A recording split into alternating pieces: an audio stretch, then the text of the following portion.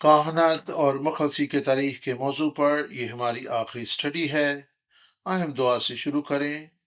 आसमानी बाप, खुदावंद तेरे फजल और तेरे प्यार के लिए तेरा शुक्र हो इस वक्त के लिए जिसमें खुदावंद तूने हमें फजल दिया कि हम यहाँ पर फराहम होकर तेरे कलाम को सीख सकें और एक दूसरे से रफाकत रख सकें। इन किताबों के लिए भी तेरा शुक्र हो जो मुखलसी की तारीख के सिलसिला में शाया हो चुकी हैं।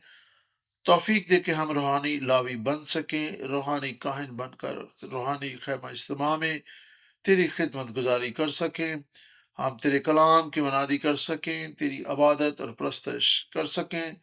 खुदावंद हम इस रफाकत से बरकत पाएं और एक दूसरे के लिए बायस बरकत हों।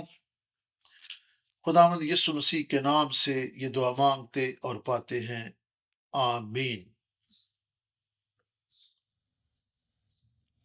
आमीन। गुज़श्ता हफ्तों से हमारे साथ रहने के लिए आपका बहुत बहुत शुक्रिया। आज का अनवान है कहानत और मुखलसी की तारीख। हम कहानत और पेलोठा के अनवान पर पहले भी स्टडी कर चुके हैं। इसी सिलसिला को हम आज भी जारी रखेंगे। इस मौजू पर यह दूसरा और आखिरी लेक्चर है। नसब नामों और कहानत पर स्टडी इंतहाई अहम है। कहानत के मौजू पर हमने काहिन के फ़राइज़ और जिम्मेदारियों के तलक से देखा और ये भी कि किस तरह ये सब कुछ खुद हम यीशु मसीह से मुंसलिक है जो हमारा अब्दी सरदार काहिन है। हम पिलौठे के अनवान पर भी इस मुताले को आज पाया तकमील तक पहुंचाएंगे। मैं चाहूंगा कि हम सब मिलकर गिनती 3 बाब 40 से 41 आयत को पढ़ें। खुदा ने मूसा से कहा कि बनी इसराइल के सब पिलौठे 1 महीने और इससे ऊपर ऊपर के गिन ले और उनके नामों का शुमार लगा और बनी इसराइल के एवज लावियों को और बनी इसराइल के चौपायों के एवज सब पेलौठों के एवज लावियों के चौपायों के ले, मैं खुदावंद हूँ। इस आयत पर गौर करें। हम खुदा के हुक्म को देखते हैं। पहली बात, इसराइल के सब पेलौठों का शुमार, फिर लावियों को लेना। खुदा चाहता था कि लोग जाने के कितने खुदा चाहता था कि लोग जाने के कितने पेलौठे मौजूद हैं और कलाम के मुताबिक हर एक पेलौठा खुदा उनका है। खरूज 13 बाब 2 आयत बयान करती है, सब पेलौठों को यानी जो माना इसराइल में खा इंसान हो खा हैवान पेलौठी के बच्चे हों उनको मुकद्दस ठहरा क्योंकि वो मेरे हैं। पेलौठे वाकई अहम हैं क्योंकि ये खुदावंद के हैं। अगर आप जो गुज़श्ता हफ्ते का इब्तदाई हवाला याद हो जो कि खरूज 4 बाब 22 आयत है जहां पर लिखा है, और तू फराउन से कहना कि खुदा मशहूर फरमाता है कि इसराइल मेरा बेटा बल्कि मेरा पेलौठा है। बस जब हम ये देखते हैं कि खुदा ये कह रहा है कि हर एक पेलौठे को मेरे लिए पाक कर दे, खुदा ये कह रहा है कि हर एक चीज जो मेरी है वो पाक है। बस जो रूहानी पेलौठे हैं उनके तलक से खुदा कह रहा है कि वो मेरे हैं। खरोज 4 बाब 23 आयत, और मैं तुझे कह चुका हूं कि मेरे बेटे को जाने दे ताकि वो मेरी इबादत करे और तूने अब तक उसे जाने देने से इनकार किया। सो देख, मैं तेरे बेटे को बल्कि तेरे पिलौठे को मार डालूंगा।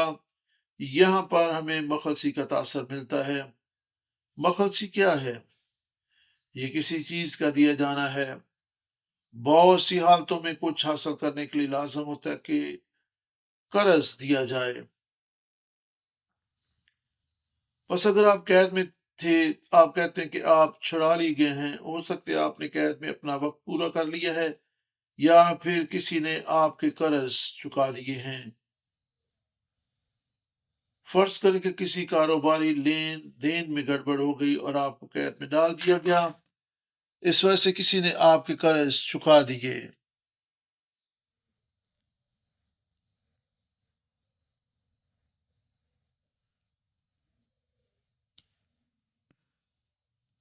اور آپ کو چھڑا لیا گیا، کیونکہ جس وجہ سے آپ قید میں ڈالے گئے تھے اس کی ادائیگی ہو گئی، اور اب آپ آزاد ہیں۔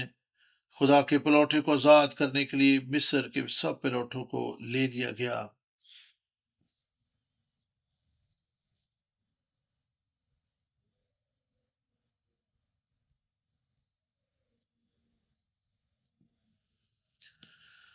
گنتی کے حوالے میں خدا نے کہا کہ سب پلوٹے میرے ہیں، لیکن ہر پلوٹے کی جگہ پر مجھے لا بھی دے، پس وہ کیوں کر روحانی پلوٹے ہوں گے۔ آج ہم اس نقطے پر بات کریں گے، اور یہ کیوں کر اہم ہے۔ پلوٹے کی اہمیت اگر ہم استثنا 21 باب 17 آیت کو دیکھیں، خدا ایک معیار طے کر رہا ہے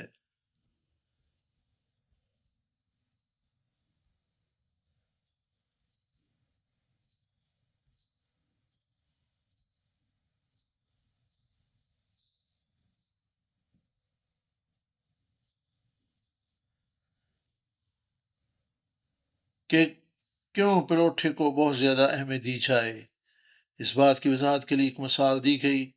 فرض کریں کسی شخص کی دو بیویاں ہیں، اور وہ ایک سے محبت رکھتا ہے اور دوسری سے نہیں، اور اگر اس بیوی سے اس کے پلوٹا پیدا ہو جس سے وہ محبت نہیں رکھتا، تو باپ اسے پلوٹا تسلیم کرے۔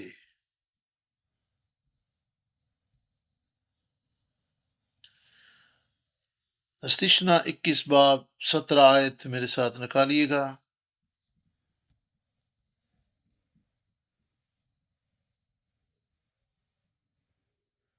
استثنا 38 باب استثنا 21 باب اور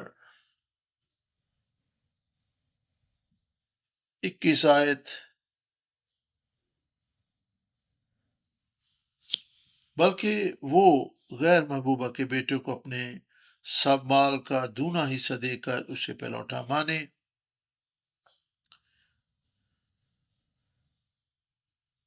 کیونکہ وہ اس کی قوت کی ابتدا ہے، اور پلوٹے کا حق اسی کا ہے۔ استثنا 21 باب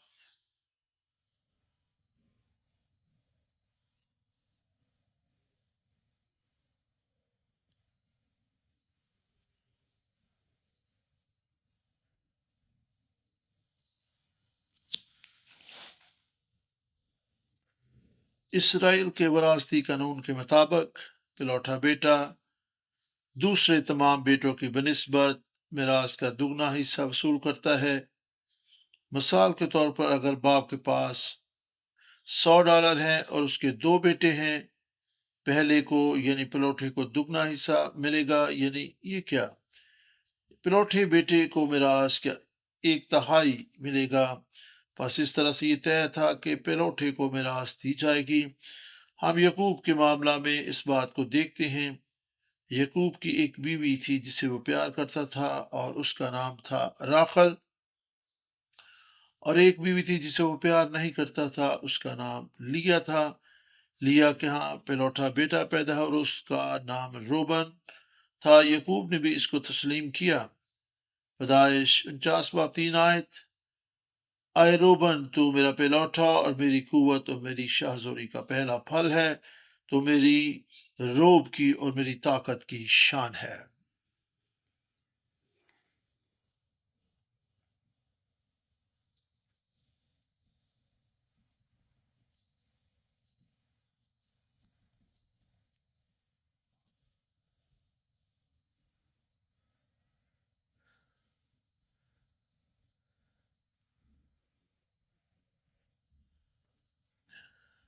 اس اقرار کے مطابق یعقوب تسلیم کرتا ہے کہ وہ روبن پلوٹا ہے، اور اسے ہی میراث کا بڑا حصہ ملے گا۔ اگر ہمیں روبن کی کہانی یاد ہو کہ اس نے اپنے باپ کی حرم بلحاظ سے ہم بستری کی تھی، اس نے اپنے باپ کے بستر کو ناپاک کیا اور پلوٹے ہونے کا حق کھو بیٹھا۔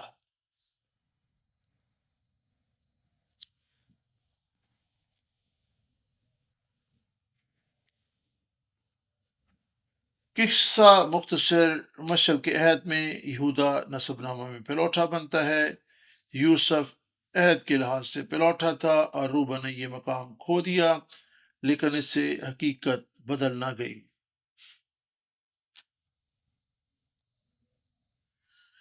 پلوٹا ہی باپ کی قوت کا آغاز ہوتا ہے۔ جو کچھ باپ کا ہوتا ہے اس میں سے اسے زیادہ حصہ ملتا ہے، اور یہ پلوٹے کی ذمہ داری ہوتی ہے کہ وہ باپ کے ورثہ کو آگے بڑھائے۔ ہم نے پچھلے ہفتہ دیکھا کہ باپ کے اکلوتے پلوٹے کو ملک مصر سے بلایا گیا۔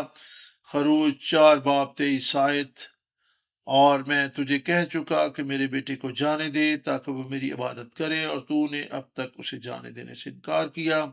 سو دیکھ میں تیرے بیٹے کو بلکہ تیرے پلوٹے کو مار ڈالوں گا۔ اور پھر ہم نے ایک اور حوالہ دیکھا تھا پچھلی سٹڈی میں، اور وہ حوالہ تھا پرانے عہد نامہ میں سے ہوشیہ 11 باب اور 1 آیت کا حوالہ ہم نے دیکھا تھا، جہاں پہ ہم نے پڑھا تھا جب اسرائیل ابھی بچہ ہی تھا میں نے اس سے محبت رکھی اور اپنے بیٹے کو مصر سے بلایا۔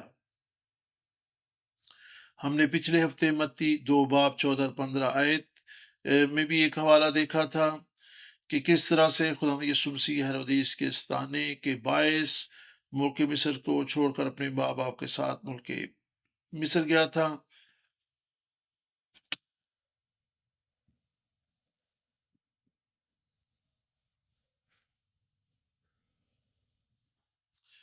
پچھلے حوالہ میں ہم نے دیکھا تھا کہ خدا یسوع مسیح ہیرودیس کے استانے کے باعث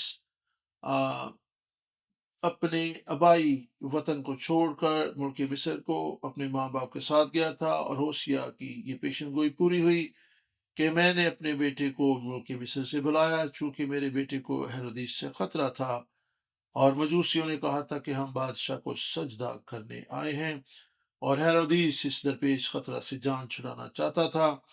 بس ہیرودیس نے اس دور کے شیر خواروں کو قتل کر ڈالا جو 2 سال یا اس سے کم عمر کے تھے، اور یوسف اور مریم یسوع کو لے کر ملک مصر بھاگ گئے تھے۔ جب ہیرودیس مر گیا تو وہ اس بچے کو یعنی یسوع کو واپس لے کر آئے۔ بس یہ ہوشیہ نبی کی پیشن گوئی کی تکمیل تھی، اور یہ تھا خدا کا ملک مصر سے اپنے بیٹے کو بلانا۔ لیکن کیوں اسے ملک مصر سے بلایا گیا؟ تاکہ بیٹا اپنے باپ کی خدمت کرے۔ ہمیں لفظ عبادت پر غور کرنے کی ضرورت ہے، خدمت کے لفظ پر غور کرنے کی ضرورت ہے۔ خروج 4:23 اور پھر پیدائش 2:15 کو بھی آپ دیکھ سکتے ہیں۔ جب باغ عدن میں آدم کو رکھا گیا تو مقصد یہی تھا کہ وہ خدا کے حکم کے مطابق اس کی خدمت کرے، یعنی اس باغ کی نگہبانی کاشتکاری کرے۔ اور پیدائش 2:15 میں ہم اس حوالہ کو دیکھ بھی سکتے ہیں۔ اور خداوند نے آدم کو لے کر باغ عدن میں رکھا کہ اس کی باغبانی اور نگہبانی کرے۔ آدم باغ عدن میں کاہن کا عکس تھا، لیکن ہم جانتے کہ وہ اپنی ذمہ داری نبھانے میں ناکام ہو گیا، لیکن اس کردار میں آدم خدا کا بیٹا تھا۔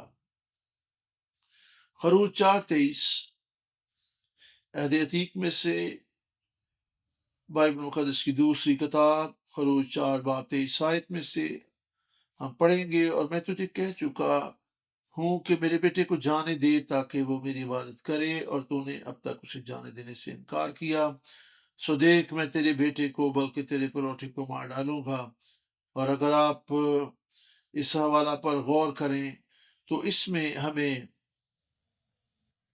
مخلصی اور رہائی کے لیے خدا کے جذبے اور اس کی قوم بنی اسرائیل کے لیے محبت کا اظہار دیکھنے کو ملتا ہے۔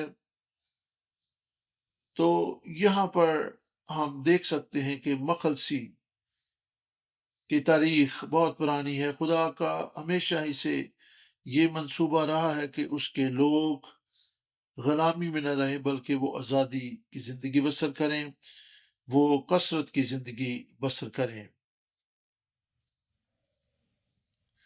اور پھر پہلا کرنتھیوں 15 باب 45 آیت میں دیکھ سکتے ہیں کہ پہلا آدم جو تھا وہ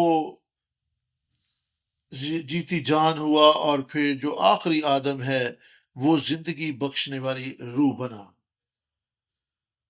اور پھر لوکا 3 باب کی 38 آیت کو بھی ہم دیکھ سکتے ہیں۔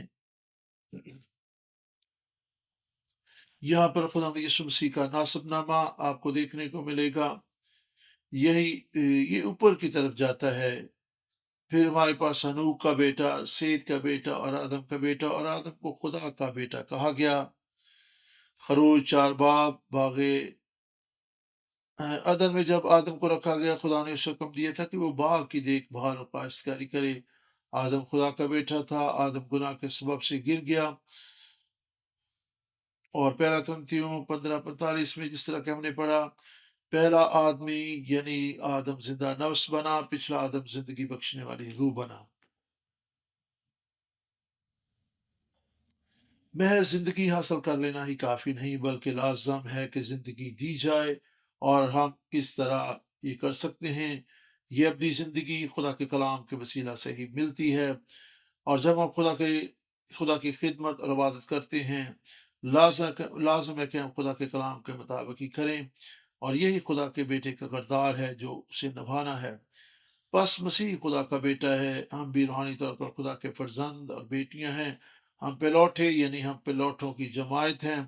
لازم ہے کہ ہم اس کی خدمت اور پرستش کریں، ہم روحانی طور پر باغ عدن کی دیکھ بھال کریں اور اس میں کاشتکاری کریں۔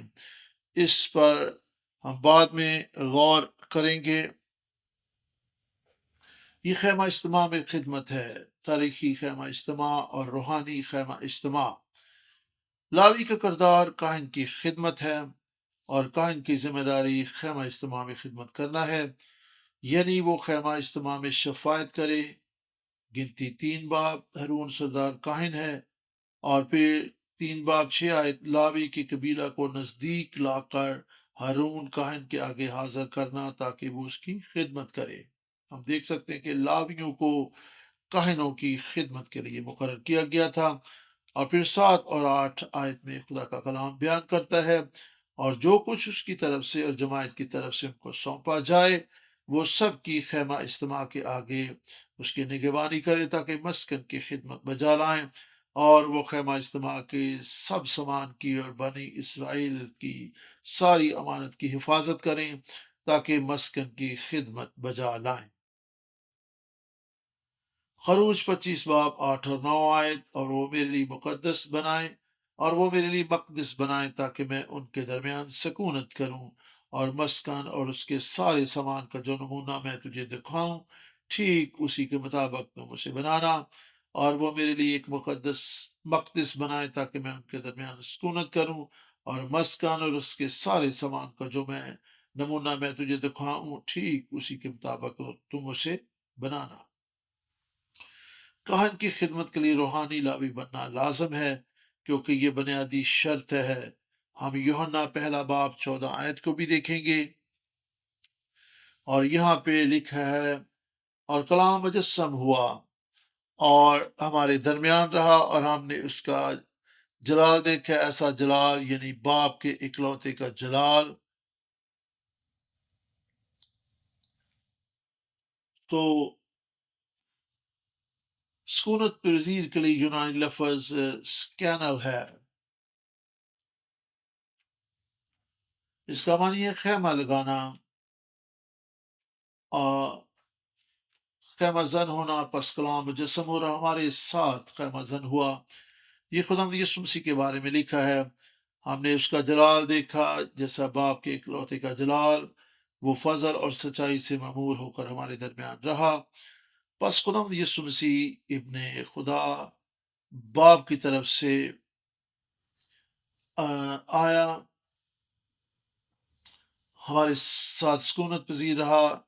اس کا معنی ہے کہ ہم اس کی عبادت اور خدمت کرنے کی ضرورت ہے، ہمیں اس کی عبادت کرنی ہے، اس کی خدمت کرنی ہے۔ نہ صرف یہ کہ ہم روحانی خیمہ اجتماع میں اس کی خدمت کریں، بلکہ اس لحاظ سے اس کی خدمت کریں کہ کوئی ہمارا سردار کاہن ہے بالکل بالکل ایسے ہی جس طرح خیمہ اجتماع میں لاوی کاہنوں کی خدمت کرتے تھے، اور یاد رہے کہ لاوی بھی کاہن تھے، پس ہارون جو لاوی کے قبیلہ سے تھا اور وہ نسب نامہ میں کاہن تھے، دوسرا کاہن تھے، وہ سردار کاہن تھے۔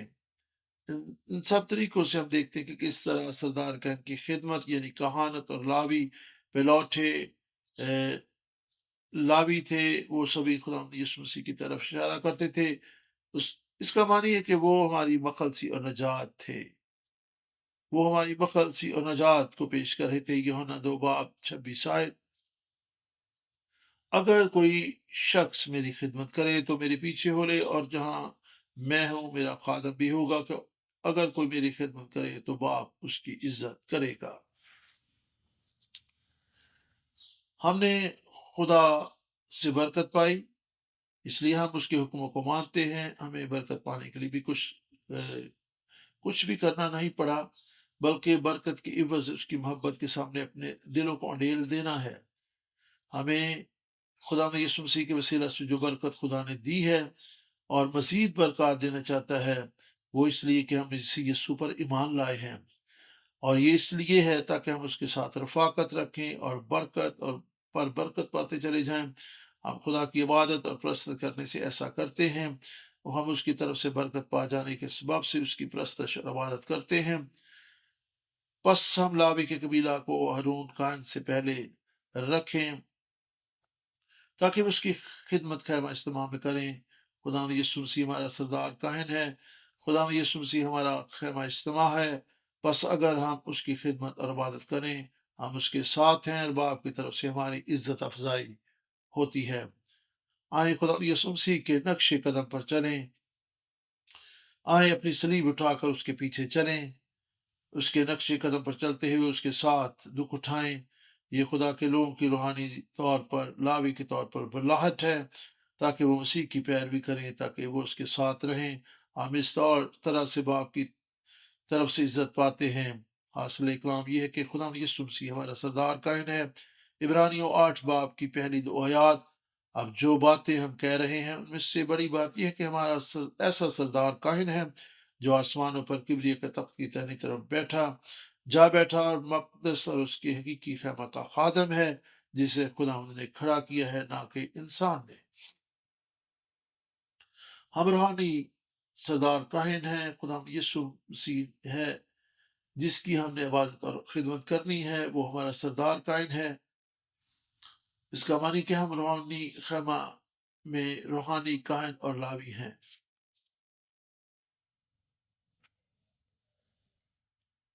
آئیں پہلے حوالہ پر غور کریں۔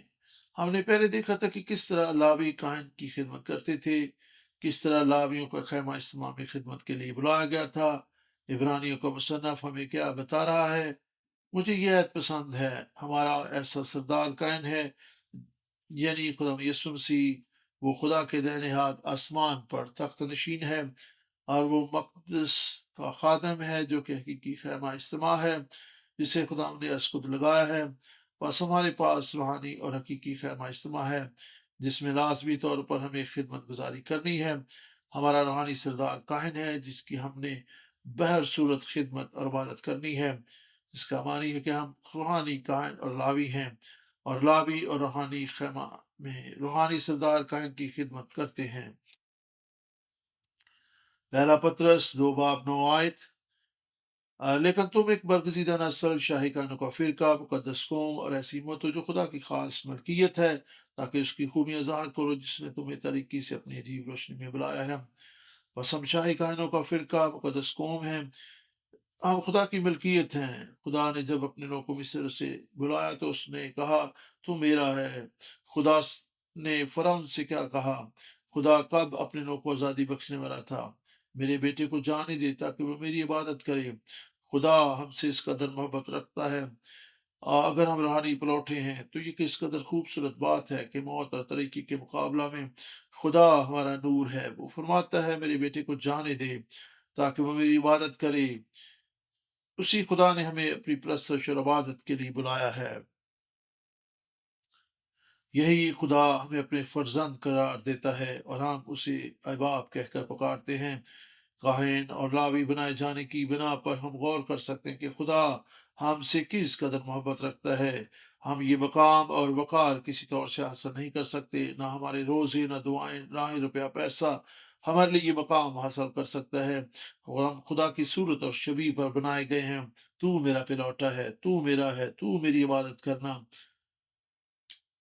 अगर हम पहले आदम पर गौर करें, आदम और तख्लीक, खुदा ने सारी कायनात को बनाया, आदम को सारा इख्तियार सौंपा, क्योंकि आदम उसका बेटा था, वो उसकी सूरत और शबीह पर था। हम खुदा की तख्लीक के जिम्मेदार हैं। खुदा ने अपनी अजीम मोहब्बत के सबब से उसे यह मकाम दिया था, और यही कहानत का मकाम है। हम रूहानी लावी और पिलौटे हैं और काहिन हैं, जिन्हें खुदा यीशु मसीह की खिदमत और इबादत के लिए बुलाया गया है। बस लावी और पिलौटे ये काबिल गौर हैं। गिनती 3 बाब 45 आयत। बनी इसराइल के सब पिलौठों के बदले लावियों को और उनके चौपायों के बदले लावियों की चौपायों को ले, और लावी मेरे हूँ, मैं खुदावंद हूँ।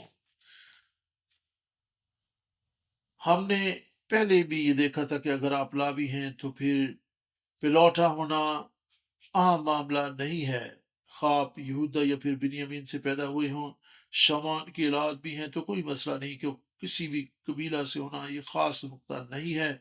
अगर आप लौटे हैं तो फिर आप खुदा के हैं, और इस तरह जानवर, माल मवेशी के पिलौटे भी खुदावंद ही के थे। अगर किसी का पिलौठा बेटा है और उसे सारी उम्र फौज में रहना पड़े, तो ये इस पर बड़ा बोझ होगा। खुदा फरमाता है, इस इसराइल में से सभी पिलौठे मेरे हैं। हम पहले ही इस बात पर इस मौजू पर बात कर चुके कि पिलौठे खुदावंद के हैं, लेकिन पिलौठों की बजाय वो किस कबीला, किस खानदान, किस जानवर या किस बैकग्राउंड से हैं, इन सब के बदले खुदा ने लावियों को अपने लिए ले लिया। हम यहाँ पर बखलसी का एक और दर्जा देखते हैं। लावियों को पिलौठों की जमायत के तौर पर खुदावंद की खिदमत के लिए छुड़ाया गया था, ताकि वो बनी इसराइल की तरफ से यानी तमाम पिलौठों की जानब से खिदमत गुजारी का काम करें और खुदावंद के हुजूर पेश रहा करें। ये खास रुतबा और मकाम खुदा की तरफ से लावियों के समय आया था। हम बतौर लावी इसीलिए बाबरकत हैं। हम अखलसी बख्शदरी का हिस्सा हैं। हम महज लावी ही नहीं, हम शाही कहनों का फिरका भी हैं। हम हकीकी सरदार कहन की खिदमत करते हैं। इब्राहिम के एक इकतबास से ख्ताम करना चाहूँगा, जिन्होंने अब्दी सरदार कहन के ऐद तसनीफ की है। इब्राहिम पाक की एक किताब, उसका नाम है अब्दी सरदार कहन का अहद। सफ़ा नंबर 125 पर लिखा है, इसराइल के पिलौठों की जगह लेने के लिए लावी का कबीला पिलौठों की जमायत बन गया। ये बहुत आम नुक्ता है। दूसरे लफ्जों में वो तमाम इसराइल के छुड़ाने के काम से पूरी तौर पर काम के लिए पूरी तौर पर वक्त थे। इस पर गौर करें, पूरा कबीला खुदा के लोगों की मखलसी के लिए मखसूस था। इब्राहिम पाक की छठी किताब अब्दी सरदार काहिन का अहद, इस पर तफसीली बात की गई है। ये कहानत की बैकग्राउंड है। लावी का कबीला बाबरकत है। लावी के कबीला में से हारून की नस्ल काहिनों के दरमियान काहिन है। कहानों की नस्ल में पिलौठा खुदा की मखलसी के तरीक का इंतजाम इंसलाम किस कदर खूबसूरत और बाइस से बरकत है। हासिल कलाम मसीह हकीकी नुक्ता है, वही हकीकी सरदार काहिन है, और हम उसके मातहत काम करने वाले लावी और काहिन हैं। कुलसियों 1 बाब और 18 आयत। और वही बदन यानी कलीसिया का सर, वही इब्तदा है, और वही मुर्दों में से जीतने वालों में पहलौठा, ताकि सब बातों में उसका अव्वल दर्जा हो। इसका मानिए कि आप मुर्दों में से जिंदा हो चुके हैं। ये किस कदर खूबसूरत बात है। पहला क्रंथियो 15 बाब 20 और फिर 23 आयत को आप देख सकते हैं। यहाँ पे खुदा के कलाम में लिखा है, लेकिन फिल वाकई मसीह मुर्दों में से जी उठा, और जो सो गए हैं उनमें पहला फल हुआ। लेकिन हर एक अपनी बारी से पहला फल मसीह, फिर मसीह के आने पर उसके लोग। यूं हम पिलौठों की जमायत में दाखिल होते हैं। पिलौठों की जमायत की जिम्मेदारी खुदा के लोगों को छुड़ाना है। हमें अपनी पूरी ताकत से खुदा के कलाम की सच्चाई को बयान करना है। اس کے کلام میں زندگی ہے اور اس کا کلام مسیح کا بھید ہے۔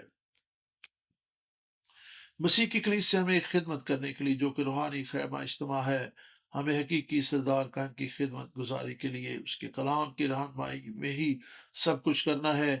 یہاں پر میں اختتام کرنا چاہوں گا۔ مجھے امید ہے اور میری یہ بھی دعا ہے کہ مخلصی کی تاریخ کے سلسلہ کی چھٹی کتاب کے مطابق ہم پیلوٹوں کی جماعت میں شامل ہوں، تاکہ ہم لابی کے رانے کا رتبہ اور مقام پائیں، تاکہ حقیقی خیمہ میں خدمت گزاری کر سکیں، تاکہ زندہ خدا کی پرست اور عبادت کر سکیں، تاکہ ہم سب مسیح یسو کے وسیلہ سے ملنے والی مخلصی میں شریک کار ہو سکیں، جو کہ مردوں میں سے جی اٹھنے والوں میں پلوٹا ہے۔ ہم اپنی زندگی کا تجربہ کریں اور اس بابرکت تجربہ کے باعث درجہ بدرجہ تبدیل ہوتے چلے جائیں۔ آئے دعا کریں۔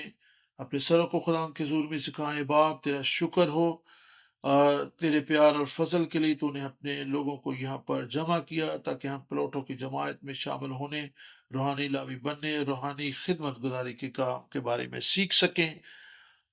تو نے ہمیں مقرر کیا کہ تیرے برگزیدہ لوگ ہوں، شاہی کانوں کو فرقہ مقدس کو بن کر تیری حضوری تیرے حضور دعا اور پرستش کر سکیں، تیری خدمت گزاری کر سکیں اور اپنی زندگی کے وارث ہوں۔ خداوند، جو برکت اور نجات ہم نے پائی ہے اس فضل کے لیے تیری شکر گزاری کرتے ہیں، یسوع کے نام میں آمین۔ آپ سب کا بہت بہت شکریہ۔ آپ کے ساتھ رفاقت بہت ہی باعث برکت رہی۔ آپ سب کی دعاؤں کے لیے بھی شکریہ، اور مخلصی کی تاریخ کے سلسلہ میں جو کتابیں چھپ رہی ہیں ان کے لیے آپ دعا کیا کریں۔ خدا کا یہ کام اور کلام پھیلتا چلا جائے اور دور و نزدیک کے علاقوں میں اس کی تعلیم دی جا سکے، اور جو برکت ہمیں کلام کے وسیلہ سے ملی ہے ہم اس کی گواہی بھی دے سکیں۔ خداوند آپ سب کو بہت برکت دے۔ شکریہ۔